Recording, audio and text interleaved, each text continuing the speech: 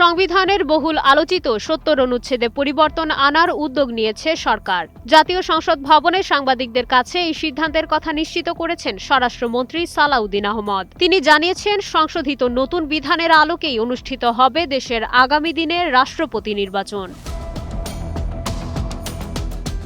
বর্তমানে কোনো সংসদ সদস্য নিজ দলের সিদ্ধান্তের বিপক্ষে ভোট দিলে তার পদ শূন্য হয়ে যায়। দীর্ঘ ৩৫ বছর পর দেশে একটি প্রতিদ্বন্দ্বিতামূলক রাষ্ট্রপতি নির্বাচন অনুষ্ঠিত হতে যাচ্ছে, যেখানে অংশ নিচ্ছেন বিরোধী দলের প্রার্থীরাও। এই পরিবর্তনের ফলে সংসদ সদস্যরা ভোটাধিকার প্রয়োগের আরও বেশি স্বাধীনতা পাবেন, যা রাষ্ট্রীয় সিদ্ধান্ত গ্রহণে নতুন মাত্রা যোগ করবে।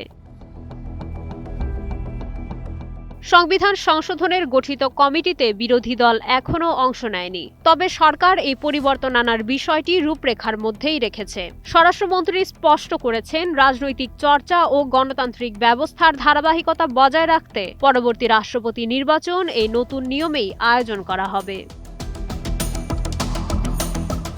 মাইশা মালিহা, সময়ের আলো।